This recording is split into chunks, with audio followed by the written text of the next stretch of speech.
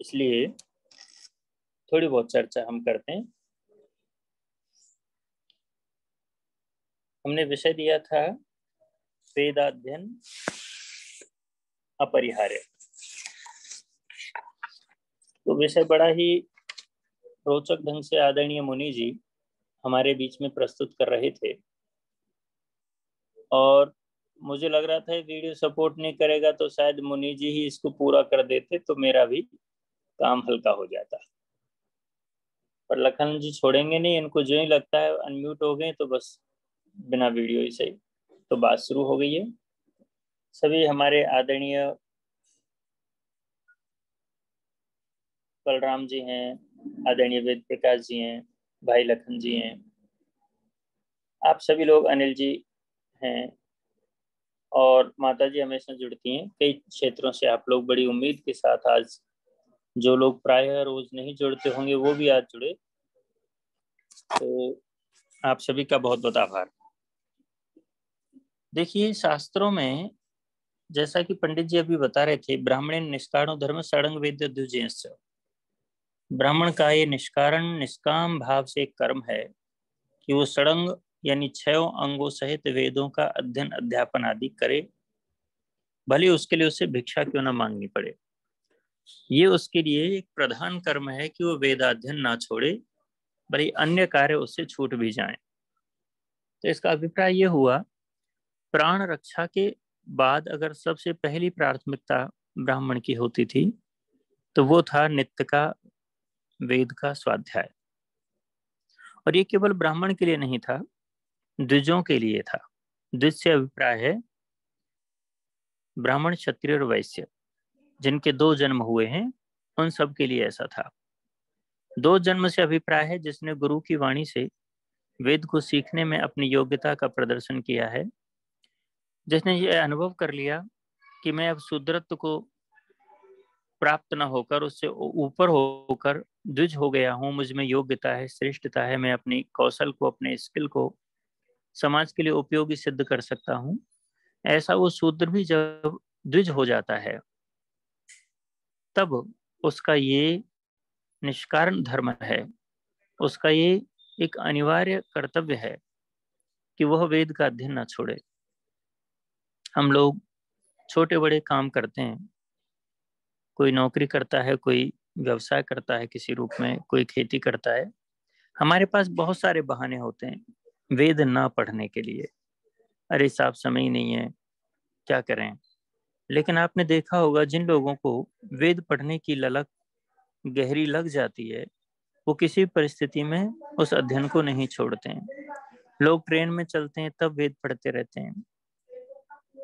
व्यक्ति एक दिन के लिए भी प्रत्यवाय ना करे, ये हमारे लिए आदेश मिला हुआ है। किंतु हम इतने आलसी हो गए, हमने अपने ऊपर अन्य चीजों को इतनी प्राथमिकता दे दी है कि हम 2-3 घंटे फोन के लिए सोशल मीडिया पर या दूसरी जगह लग सकते हैं, लैपटॉप पर लग सकते हैं, लेकिन हम वेद अध्ययन के लिए बिल्कुल ध्यान नहीं देते हैं। ये तो बड़ा सौभाग्य है लखन जी का कि जो लगातार 365 दिन इस वेद की दुंदुभी को बजाकर लोगों को झकझोरते हैं, लोगों को बुलाते हैं, और इस बहाने सहज ही वेद के अध्ययन की प्रक्रिया भी संचालित रहती है सुचारू रूप से। तो उस दृष्टि से आप अनेक विद्वानों को बुलाकर ऐसा मानिए कि वेद अध्ययन की इस अनिवार्यता को, इसकी अपरिहार्यता को एक व्यावहारिक रूप दे रहे हैं। तो उसके लिए भाई लखन जी अत्यंत बधाई के पात्र हैं, प्रशंसा के पात्र हैं। सो हम जब देखना चाहते हैं कि वेद को न पढ़ने से और पढ़ने से क्या अंतर आ रहा है, इस ओर हमें दृष्टि देनी होगी। जो पहला हमारा तत्व है कि वेद नित्य पढ़ना चाहिए, वो तो एक आदर्श वाक्य हो गया, एक कर्तव्य भाव हो गया। लेकिन जो नहीं पढ़ेगा तो उसका क्या हो जाएगा, और पढ़ेगा उसका क्या होने वाला है। तो नहीं पढ़ेगा उसके लिए तो यही है कि जितना ज्ञान उसने मान लीजिए गुरुकुल में पढ़ लिया या सत्यार प्रकाश आदि ग्रंथों को आरंभ के दिनों में पढ़ लिया, तो जितने संस्कार उसमें गहरे बने हुए हैं वो उसके आधार पर उस चैक को भुनाता रहेगा। कुछ समय उसने पढ़ लिया है, उसी को कम पढ़े लिखों में बोलता रहेगा। हमारे डॉक्टर धर्मवीर जी कहते थे कि बड़े लोग रहे नहीं, लोग हमको बड़ा कहने लगे। तो जो लोग कम पढ़ेंगे वो भी ना पढ़ने वाले लोगों में अपना वर्चस्व स्थापित कर सकते हैं। लेकिन जो बहुत वेद के वास्तव में जिन लोगों ने गहराई से उसको जाना है, प्रत्येक दिन पढ़ा है, समझा है, उन लोगों के सामने वो बोल नहीं पाते हैं ठीक से। उसका कारण यही है कि उन्होंने बस थोड़ा सा, जिसको कह सकते हैं काम चलाऊ या प्रतिष्ठा प्राप्ति के लिए हल्का सा केवल अनुभव मात्र किया है। हम आज के सत्र में इस बात के लिए ही इकट्ठे हुए हैं, हम अपनी इस औपचारिकता को जितना जल्दी हो इसको दूर करें। हम अपनी प्राथमिकताओं को देखें। पहले लोगों के पास बहुत समय होता था, और वो समय क्या होता था कि एक व्यक्ति हल चलाता है बैल से।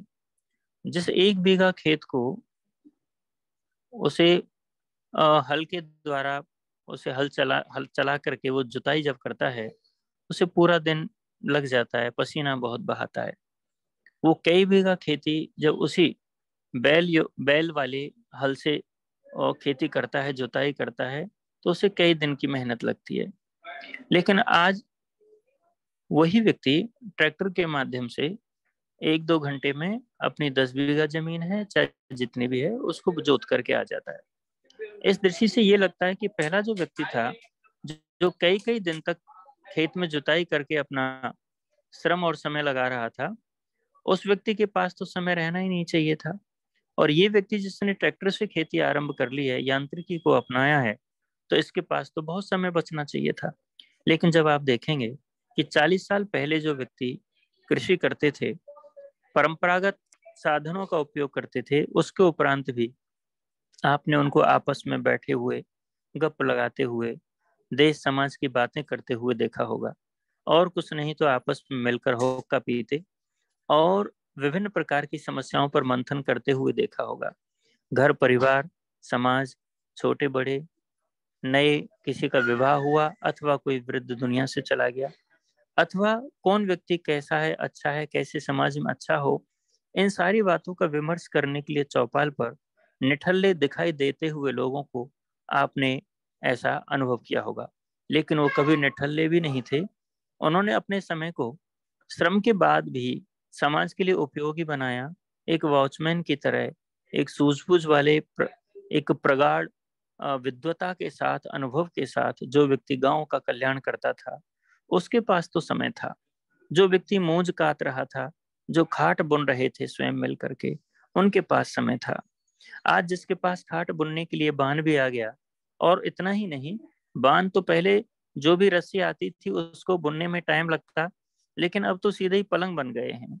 आपको वर्षों तक ना खाट बुनने की आवश्यकता रही है, ना आपको पंखा बुनने के लिए माताओं को आवश्यकता हो रही है, और ना उन्हें ऊन से बुनते हुए स्वेटर और जर्सी बनाने हैं। यानी एक तरह से देखा जाए, ना गाय भैंस का बहुत ज्यादा काम किया जा रहा है, ना कृषि करने के में हम बहुत समय लगा पा रहे हैं।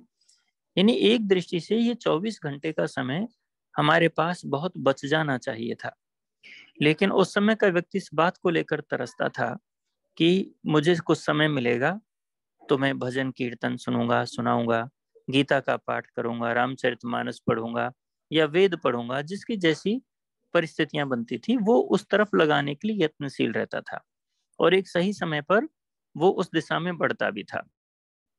लेकिन अब क्या हो गया हम लोगों को? हम थोड़ी उस समय की बात देखो, बैलगाड़ी से जा रहे हो, कई कई दिन में पहुंच रहे हैं, बसें भी बहुत कम चलती थी। अब क्या है, सब कुछ तो मिल गया हमको, हमें ट्रैक्टर भी मिल गया, पानी भी हमारा ठीक से आने के लिए बड़ी बड़ी मोटरें लग गई हैं, चरस नहीं चलाने पड़ रहे हमको। यानी आप थोड़ा सा जब अपने समय को, अपनी परिस्थितियों को तुलना करके देखेंगे, तो होना ये चाहिए था कि 24 घंटे में हमारे पास बहुत सारा समय वेद अध्ययन के लिए, परोपकार के लिए, यज्ञ करने कराने के लिए, उपकार करने के लिए संसार का बहुत समय हमारे पास हो जाना चाहिए था। पर हमने अपने आप को कैसा बना लिया है, हम किस तरह का जीवन जी रहे हैं, हमारे जीवन की प्राथमिकताएं क्या हो गई हैं, इस बात को लेकर हमें मंथन करने की आवश्यकता है। हम आज फर्राटे से, एरोप्लेन से चले जाते हैं, ट्रेन से चले जाते हैं, हम हर चीज में समय बचा सकते हैं, हमारे पास कारें हैं, क्या कुछ नहीं है। हमारे पास अब फोन है, लैपटॉप है, हम हर तरह से अपना समय बचा सकते हैं, अपने माता पिता को समय दे सकते हैं, अपने भाइयों के साथ बैठकर गप लगा सकते हैं, अपनी भौजाई और ज्येष्ठानी देवरानी ये आपस में मिलकर के बातें कर सकते हैं। ये अपने आसपास की प्रकृति को देखकर पेड़ पौधों को, वनस्पति को, श्वान आदि प्राणियों को, पक्षियों को, इनको अपना समय दे सकते हैं। ये बलिवैश्व के साकार प्रतिमान को स्थापित कर सकते हैं। इस कलयुग में, इस यंत्र के युग में हमारे पास जो समय बचना चाहिए था, हमने उसे अपनी प्राथमिकताएं बदल जाने के कारण से और उसे पूरी तरह ऐसा बना दिया है कि हमारे पास अब समय है ही नहीं। किसी भी व्यक्ति से बात करो, बस टाइम नहीं है भैया। किसी से बात करो कि कोई समय नहीं है, हम बात नहीं कर सकते, हम आपसे आपस में मिल करके किसी के पास सुख दुख की मतलब सूचनाएं नहीं ले सकते, किसी के पास हम यूं ही अनौपचारिक रूप से गप नहीं लगा सकते। तो ये सब कुछ हमने क्या कर डाला है। हमें अपने जीवन को फिर से एक अवलोकन करने की आवश्यकता है, आत्मनिरीक्षण करने की आवश्यकता है। और इस आत्मनिरीक्षण के लिए वेदाध्ययन की अपरिहार्यता का जो विषय है, इसको लेकर के हम आज इसीलिए आए हैं। जब महर्षि मनु से पूछा गया कि वेद पढ़ना कितना जरूरी है, तब उन्होंने, आपको मालूम होगा, वो एक जगह बोलते हैं कि यो न धित द्विजो वेदम अन्यत्र कुरुते श्रमम स जीवने शूद्रत्वम आसु गच्छति सान्वय। जो मनुष्य वेदों को छोड़कर अन्य ग्रंथों में श्रम करता है अथवा अन्य ही प्रक्रियाओं में अपना समय बर्बाद करता है, वो व्यक्ति जीते जी परिवार सहित शूद्रत्व को प्राप्त करता है।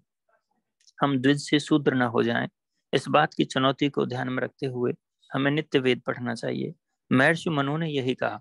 महर्षि मनु आगे भी कहते हैं, जब उनसे पूछा गया कि धर्म के लक्षण क्या हैं, तब उन्होंने यही कहा कि सबसे श्रेष्ठ तो वेद का अध्ययन ही है धर्म के लक्षणों को ज्ञापित करने के लिए। और उनमें 4 उन्होंने विकल्प भी दिए हैं। एक उन्होंने कहा कि वेद पढ़िए, आप स्मृति ग्रंथ पढ़िए, सदाचारी लोगों के साथ रहिए, और नहीं तो आत्मा की आवाज तो सुनिए। वेद स्मृति सदाचार स्वस्य च प्रियमात्मन एतत् चतुर्विधम प्राहु साक्षात धर्मस्य लक्षणम। हे मनुष्यों, तुम्हें जब भी धर्म का विभ्रम हो तो वेद का अध्ययन आपके लिए सर्वोपरि है, स्वतः प्रमाण है, सर्वोपरि प्रमाण है। इसलिए वेद का अध्ययन करो। किन्हीं परिस्थितियों में वेद का बोध आपको नहीं हो पा रहा है तो स्मृति ग्रंथों का सहारा लेकर धर्म की जिज्ञासा को शांत करें, अपने भ्रम को शांत करें। स्मृति ग्रंथों में, धर्म शास्त्रों में जो कुछ लिखा है उनको जाने। महर्षि मनु के लिए स्वयं रामचंद्र जी महाराज कहते हैं, जब उनसे पूछा गया कि आप धर्म के इन प्रकरणों को इतनी स्पष्टता से कैसे समझ जाते हैं, आप मर्यादा का पालन कर रहे हैं, आप लोगों के साथ अनीति से व्यवहार नहीं करते, ये सब कैसे आया? तब रामचंद्र जी महाराज कहते हैं, यद मनुना प्रोक्तम, मैं वही करता हूँ जो मनु ने मुझे कहा है। महर्षि मनु के धर्मशास्त्र को पढ़ने वाले श्री रामचंद्र जी महाराज ने भी वेद के अध्ययन को, वेद के उस तत्व को समझा है और महर्षि के मनु के अनुरूप चले, यानी स्मृति ग्रंथों के आधार पर हम धर्म का निर्णय कर सकते हैं। एक दूसरी कसौटी और दी, वेद नहीं पढ़ पा रहे हो या वेद की बात याद नहीं आ रही है आपको, वेद को आपने मंत्रों के रूप में तो पढ़ा लेकिन अर्थ ठीक से समझ में नहीं आते, वेद का सार आपके मस्तिष्क में नहीं है, आपको स्मृति ग्रंथ का भी ठीक से अध्ययन का अवसर किसी गुरु के सानिध्य में नहीं मिला, तो अब आप क्या करें? धर्म के विभ्रम को मिटाने के लिए ऐसे पुण्यात्मा लोगों को, सदाचारी लोगों को उनके पास जाएं, उनका आश्रय लें, उनसे पूछें आज के इस परिवेश में सदाचार का पालन कितने लोग करते हैं। बड़ा मुश्किल हो गया है। एक व्यक्ति से मैं बात कर रहा था कुछ वर्ष पहले, बुजुर्ग थे। मैंने कहा, साहब आप जिस समय छोटे थे तो लोग कितने भले होते होंगे। तो उन्होंने बस इतना सा ही कहा कि मोक्षा जी, हमारे पिछले समय के आज से 60-70 साल पहले वाले बिगड़े हुए और आज के सुधरे हुए लोग बराबर हैं। इसका मतलब है नैतिक मूल्यों का ह्रास इतना हुआ है कि हम किसी सदाचारी कहें। पढ़ लिखने के बाद भी, बहुत सारी विद्या और डिग्रियां लेने के बाद भी लोगों के आचरणों में परिशोधन नहीं हो रहा है। इसलिए हम आज सदाचारी लोगों की सन्निधि कम ही हमें मिल पाती है। आर्य समाज के लोगों के साथ ये कहा जाता था कि उनकी चरित्र के समान दूसरा किसी का नहीं होता। स्वयं रामचंद्र देहलवी जी के पास जब एक मुस्लिम सज्जन ने अपनी सुंदर स्त्री को फारसी पढ़ने के लिए भेजा था, तब एक दिन उन्होंने प्रश्न कर लिया कि मियाँ जी, आपने मेरे ही पास इनको क्यों भेजा है? तब उन्होंने कहा था कि मुझे यहाँ के मौलवियों पर भरोसा नहीं, मुझे आर्य समाजियों पर भरोसा है, इसलिए मैं आपके पास इनको फारसी पढ़ने के लिए लाता हूँ। तो इस तरह का जिन लोगों का चरित्र रहा है, कोर्ट जिनके बारे में ये कहता है कि मिथ्या नहीं बोल सकते, ये जो कुछ कहेंगे, जो गवाही देंगे, वो एक बहुत बड़ी बात होती है। ये अपनी आत्मा की आवाज सुनते हैं, इसलिए झूठ नहीं बोल सकते। इनकी साक्षी का एक महत्वपूर्ण पक्ष के रूप में माना जाता है। तो वो आचरण कहाँ गया? हमारे अलग अलग नेता लोग आपस में छल कपट का सहारा लेते हैं, अलग अलग गुट बनाते हैं, कोर्ट कचहरियों में झूठ का सहारा लेते हैं। किससे सदाचार की शिक्षा लें? समाज में आसपास कोई ठीक से दिखाई नहीं देता। सो उस दृष्टि से वेद का, स्मृति का सहारा लेने के बाद जो सदाचारियों की बात आती है, तो अपने आसपास यदि कुछ बचे हुए ऐसे लोग हों जो वास्तव में अच्छे संत हैं, साधु हैं, विद्वान हैं, और जिनका जीवन बड़ा ही उज्जवल है, जिनका आचार विचार बहुत अच्छा है, तो हम लोग उनसे धर्म की शिक्षा ले सकते हैं। अच्छा, ये बात इसलिए भी कही जा रही है कि धर्म का जो मर्म है वो ऐसे अहरे गहरे लोगों को नहीं मिल सकता है, उन्हें नहीं समझ में आ सकता है। आपने देखा होगा, एक जगह पर लिखा है, वहाँ कहते हैं कि अर्थ कामे स्वसक्तानाम धर्म ज्ञानम विधीयते धर्म जिज्ञासमानानाम प्रमाणम परमम श्रुति। कि जो व्यक्ति अर्थ में और काम में, यानी जिसने वासना पर अपना अधिकार कर लिया, नियंत्रण कर लिया है, और धन का लालच जिसमें नहीं है, इन दो चीजों में से जो बच गया, वही व्यक्ति क्या कर सकता है? वो धर्म धर्म को जान सकता है, धर्म की जिज्ञासा कर सकता है। अर्थ कामे स्वसक्तम धर्म ज्ञानम विधीयते। अच्छा, धर्म, फिर वहां पर कहते धर्म जिज्ञासा मानम प्रमाणम परम श्रुति, कि ऐसा व्यक्ति तो धर्म की जिज्ञासा कर सकता है और उसमें परम प्रमाण के रूप में वेद है। लेकिन यहाँ इस पक्ष को स्पष्ट रूप से कह दिया गया कि आज के युग में यदि कोई व्यक्ति आपको दिखता है जिसे न धन का लोभ है और न उसका जीवन में कोई दाग है, तो समझ लीजिए वो व्यक्ति सदाचारी, उसको धर्म का कुछ मर्म मालूम है। तो ऐसे सदाचारियों के लिए तीसरी कसौटी महर्षि मनु ने कही थी कि हम धर्म को वेद के बाद स्मृति ग्रंथ का सहारा ले सकते हैं, स्मृति ग्रंथ के बाद इन सदाचारी ऋषि मुनि तत्ववेताओं का सहारा ले सकते हैं। और जब हमारे पास ये तीनों ही वो नहीं है, मानक नहीं है, कसौटियां नहीं है, कोई व्यक्ति ऐसा अवलंबन हमारे पास नहीं है, और हमें धर्म का भ्रम हो रहा है, तब क्या करें? तो उधर वहां भी यही कहा गया कि स्वस्य प्रियमात्मना एतत् चतुर्विधम प्राहु। यदि आपको धर्म का मर्म वेद, स्मृति और सदाचारी लोगों से नहीं प्राप्त हुआ है, तो आप स्वस्थ अपनी आत्मा को जो प्रिय लगता है, यानी मैं अपने बच्चों के साथ जो व्यवहार चाहता हूँ वही दूसरों के साथ करूं, मैं जो व्यवहार दूसरों के साथ कर रहा हूँ वो मेरे साथ भी हुआ तो क्या होगा, ऐसा सोच करके जो व्यवहार होगा। अथवा अपनी आत्मा में झांक कर देखेगा, एक आवाज आती है जिसमें भय, संकार, लज्जा की बात कही जाती है, तो उस अंदर की ध्वनि को सुनिए, जो आत्मा में प्रेरणा होती है उसको सुनिए, वो धर्म का निर्णय करेगी। तो इस दृष्टि से हम इस धर्म को जानने के लिए सबसे बड़े प्रमाण वेद को, जो अपरिहार्य है, उसके बिना गुजारा नहीं है। आपने देखा है सारी दुनिया को, आर्यों की संस्कृति जब लुटती गई या नष्ट होती गई, तो फिर पूरे संसार का कितना नाश हो गया है। कहीं जैन हैं, कहीं बुद्ध हैं, कहीं पारसी हैं, जरदुष्टी हैं, और कहीं पर ये इस्लाम वाले क्रूर और कट्टरपंथी लोग हैं। यदि ये वेद का अध्ययन समाप्त ना होता, तो इन अन्य मतांतरों को इस तरह से कुकुरमुत्ते की तरह पैदा होने के अवसर नहीं मिलते। तो ये आलस्य हमारा ही था। महाभारत काल के बाद हमने भोग विलासिता और आलस्य प्रमाद के कारण से अपने इन वेद के अध्ययन को अवरुद्ध कर दिया या अपनी दिनचर्या से बाहर कर दिया। यही कारण हुआ। यदि ये सारा अध्ययन अध्यापन होता तो अन्य मत कैसे उत्पन्न होते? क्यों बुद्ध को ये लगता कि ये मांसाहार हवन में क्यों करते हो? क्यों महावीर को ऐसा लगता? ये अहिंसा की बातें क्यों? जबकि वो लोग जो स्वयं मांसाहार करने वाले और यज्ञ के बहाने से अपनी तृप्ति पूरी कर रहे थे, उन लोगों को स्वयं को मालूम था कि वेदों में कहीं भी हिंसा नहीं है। उसके उपरांत भी ये सारी चीजें क्यों बनी? क्योंकि हम लोगों ने लंबे समय से वेद का अध्ययन छोड़ा है। हमारा आज का सार यही है, जो हमसे छूट गया है उसे हम फिर से प्राप्त करें, योग क्षेम करें। अप्राप्त से प्राप्ति, जो प्राप्त नहीं किया उसे प्राप्त करें। प्राप्त से रक्षणम, और जो हमें प्राप्त किया है हमने वेद का ज्ञान, उसकी रक्षा हो, निरंतर उसको दोहराते रहें। लगातार उपनिषद और दर्शनों की चर्चाएं सुनते सुनाते रहे। वेद का पढ़ना पढ़ाना जो परम धर्म कहा है, उस परम धर्म में से थोड़ा सामान्य धर्म मान करके ही चल लें। ऐसा कुछ करने से हम कुछ आगे बढ़ेंगे।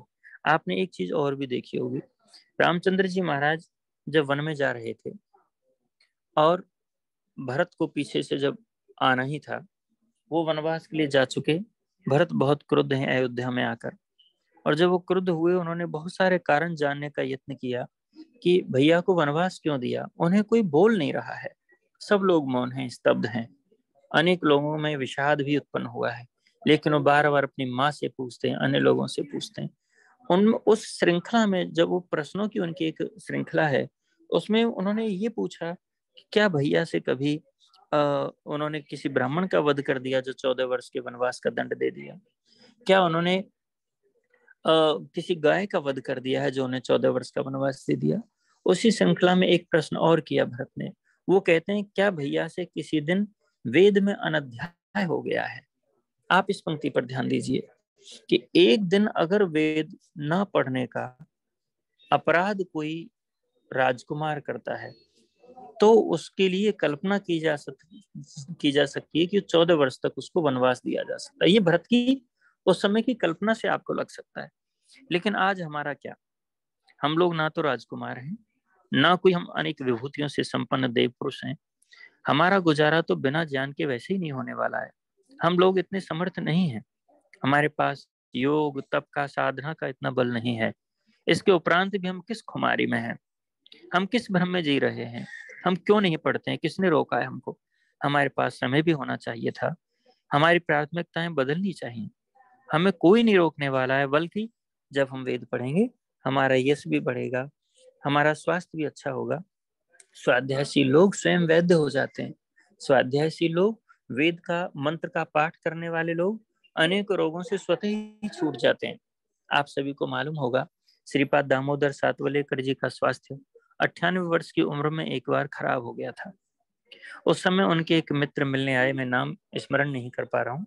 उन्होंने जब देखा उनकी दशा को, तो मित्र अपने ढंग का उपालम भी दे सकता है। उन्होंने कहा कि अरे भाई सातवलेकर, तुम तो 100 साल से पहले ही मरने वाले हो, हमें नहीं लगता कि अब तुम्हारी उम्र अधिक है। तब उन्होंने ये बोला कि नहीं, ऐसा नहीं हो सकता, मैं 100 वर्ष से पहले नहीं मर सकता। यदि मैं 100 वर्ष से पहले मरा तो वेद झूठा हो जाएगा। एक इस तरह का उन्होंने अंदर से भाव उत्पन्न किया। उनका ये कहना था कि मैं वेद के अनुसार अपनी दिनचर्या रखता था, मैं नित्य वेद का अध्ययन करता था, मैं वेद का भाष्य करता था, अनेक लोग मुझसे ज्ञान पाते थे। मैं नित्य अग्निहोत्र करता हूँ, तो मैं 100 वर्ष से पहले कैसे मर सकता हूँ? मैंने अपने जीवन को संयमित रखा है। तो आपको आश्चर्य होगा, यही संकल्प, यही विद्या का प्रभाव ऐसा उनमें पुनः अपने स्वास्थ्य लाभ के लिए शक्ति का काम करता है कि सातवलेकर जी 101 वर्ष के होकर के दुनिया से गए थे। तो कहने का अभिप्राय यह है कि जो वेद पढ़ेगा उसका स्वास्थ्य भी सुधरेगा। जो वेद पढ़ेगा वो अनेकों प्रकार के भ्रांतियों से दूर होगा। वेद पढ़ने से हानि कौन सी है? हम बहुत सारे काम हानि वाले करते हैं। हम लेट उठते हैं आलस्य में, हम व्यायाम नहीं करते हैं, गलती हमारे ये भी एक आलस्य है। हम बहुत बार समय से ज्यादा जो हमें नहीं देना चाहिए, इससे ज्यादा हम सोशल मीडिया पर रहते हैं, ज्यादा हम फोन देखते हैं। हम बहुत सारी गलतियां करते हैं। हम एक अच्छा काम केवल ले लें कि वेद पढ़ने का इस भले काम को क्यों छोड़ रहे हैं? तो उस दृष्टि से अपने आप को जगाइए, अपने संकल्प शक्ति को पुनः झकझोरिए अपने आप को। किसी और से हमारी प्रतिस्पर्धा नहीं है, हम अपने स्वयं के प्रति प्रतिस्पर्धी हों और उस ईश्वर के उस उपदेश का हम पालन करें, जिस ईश्वर ने हमें कहा है कि ये वाणी सबके लिए है, ये वेद की वाणी सबके लिए, यथेमं वाचम कल्याणी आवदानी जनेभ्यो। ये सबके लिए जब बनी है तो हमारे लिए बनी है। और जो जब हम अपने पिता की, अपने ईश्वर की, अपने प्रभु परमात्मा की वाणी को नहीं सुन रहे हैं, तो हमारे जीवन का कल्याण कैसे होगा? और अब नहीं होगा तो कब होगा? इस जन्म में यदि हमारा कल्याण नहीं हुआ, तो हमने कब के लिए इसको टाल के रखा हुआ है कि चलिए फिर देखेंगे, अभी तो मस्ती की जिंदगी जीने दो और बाद में देखेंगे। बाद में हमारे हाथ में कुछ रहता नहीं, हमारे नियंत्रण में कुछ नहीं, हमारी आयु हमारे हाथ में नहीं। हमने देखा है डॉक्टर वेद प्रताप वैदिक जी इतने स्वस्थ थे, बहुत तेज चलते थे, एकदम बढ़िया। मैं जब भी उनके घर आया मतलब एक युवा में भी जितनी स्फूर्ति नहीं है जितना उनमें थी, काम करने की क्षमता थी, लेकिन आकस्मिक रूप से उन्हें भी नहीं मालूम था। बड़े स्वप्न थे, जन दक्षेस का भी स्वप्न था, कई देश के लोगों के साथ संवाद था। उसके उपरांत हम उन्हें नहीं लंबे समय तक नहीं अपने पास रख पाए हैं। यानी अचानक ही ऐसा झंझावात आया और कुछ सेकंड्स में जीवन की लीला समाप्त हो गई। तो आप ये देखिए कि हम किस बात के लिए इसको टालते जाते हैं कि अभी नहीं साहब, बाद में देखेंगे। आप अपना शेड्यूल जैसे एक गंभीर विद्यार्थी बनाता है, वैसे अपने जीवन का हम लोग एक दिनचर्या बनाएं, अपने आप के साथ न्याय करें। और उस परमपिता परमात्मा ने जिस ऋषि दयानंद जैसी विभूति को हमारे बीच में भेजा था, इसी झकझोरने के लिए, इसी प्रेरणा के लिए, उस प्यारे ऋषि की बात को सुनिए। उस प्यारे ऋषि की तीसरे नियम के अंदर जो उन्होंने कहा है, उस उनकी पीड़ा को समझिए, उनके भाव को समझने की कोशिश कीजिए। उन्होंने परम धर्म कहा है इसको। इस परम धर्म को अपनाइए और वेद की ओर बढ़िए। वेद के बिना गुजारा नहीं है। यदि हम वेद नहीं पढ़ रहे हैं तो समझिए हमसे चाहे अनचाहे में बहुत बड़ा पाप हो रहा है, और वो पाप है अज्ञान के विस्तार का। दुनिया में जो अंधेरा व्याप्त हो रहा है उसके जिम्मेदार हम आ रहे ही होंगे। जो किणवंतो विश्वमार्यम का नाद करते हैं, उद्घोष करते हैं, उनके यत्न तो वैसे नहीं है। वो उस दिशा में चल तो एक कदम भी नहीं रहे, तो फिर कैसे होगा हमारे जीवन का उद्धार, हमारे उद्देश्य की पूर्ति कैसे होगी? इस बात को हमें समझना होगा। और इस बात को समझने के लिए हमें ऋषि से, अपने अगर प्यारे ऋषि से 200वीं जन्म शताब्दी पर भी प्रेम ना हुआ, हमने वेद को नहीं अपनाया, तो ये बहुत मुश्किल होने वाला है कि हमें फिर जन्म मिलेगा। यह चैद्वेदी 10 सत्यमस्ति न चैदिहातु महति विनष्टि भूतेषु भूतेषु विचिन्त्य धीराः प्रीत्यस्मात् लोकाद अमृता भवन्ति। जो केनोपनिषदकार तलवकार ऋषि ने कहा है, इस शाखा में कहा है, वह ये यही कह रहे हैं कि यदि आपने इस जन्म में उसे पा लिया तो बहुत अच्छा है, और नहीं तो फिर महाविनाश है, महति विनष्टि। ये बात उन्होंने एक एक प्राणी में अपनी योग विद्या से, तत्व ज्ञान के द्वारा देख ली है कि भैया दूसरे में जाने के बाद, दूसरी योनि में आने के बाद कोई गुजारा नहीं होने वाला है। मुक्ति इसी से मिलेगी, मोक्ष इसी से मिलेगा। यही राज है मोक्ष प्राप्ति का।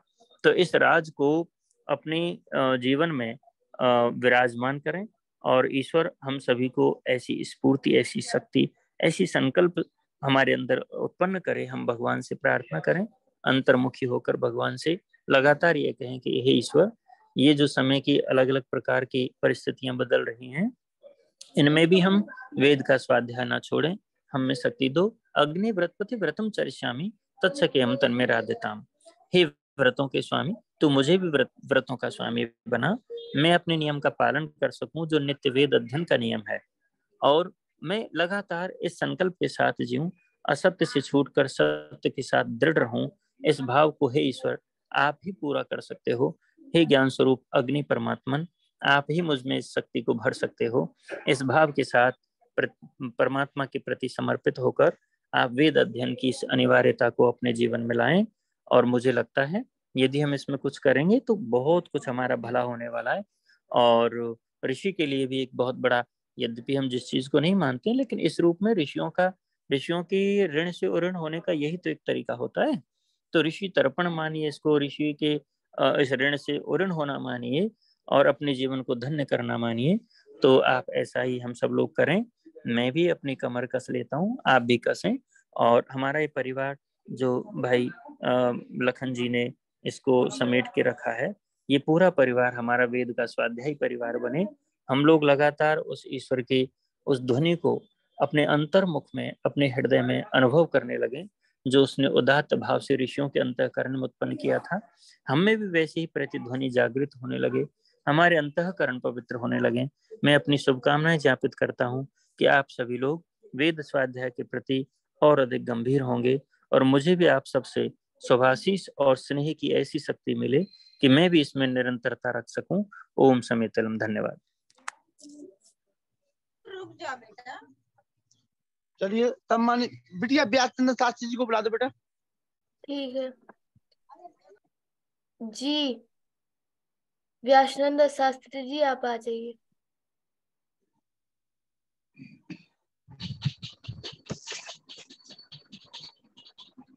ओम वेदाहमेतं पुरुषं महन्तं आदित्यवर्णं तमसः परस्तात् तमेव विदित्वा मृत्युमेति नान्यः पन्था विद्यते अयनात्।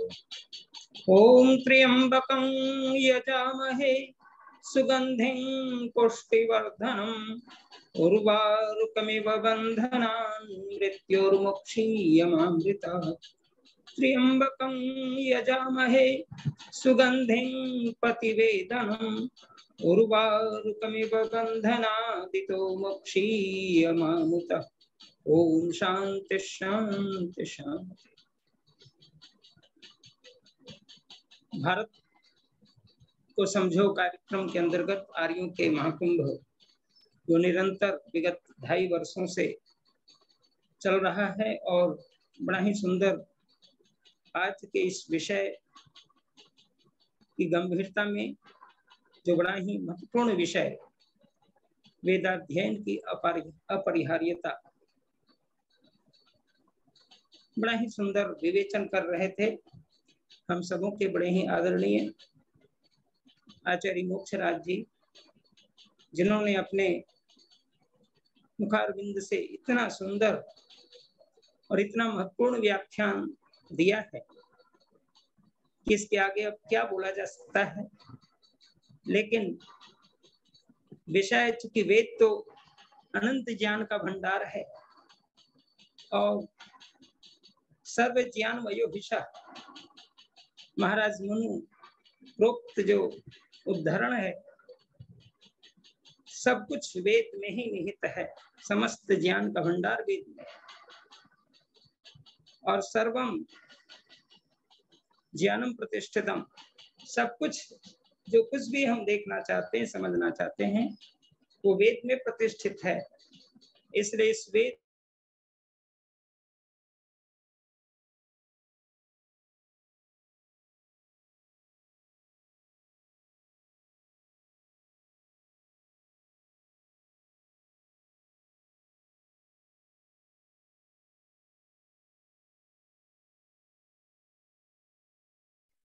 जी शास्त्री जी, आपकी आवाज नहीं आ रही है।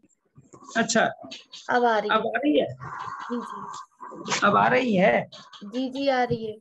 हाँ हाँ जी, वो फोन आ गया जी। इस प्रकार हम देखते हैं कि वेद के अंदर जो मानवता है और वेद के अंदर जो परम धर्म की भावना है उसे अवश्य ही हमें स्वीकार करने चाहिए और परम धर्म के भागी बनने के लिए वेदों का अध्ययन जैसा कि अभी श्रवण कर रहे थे और एक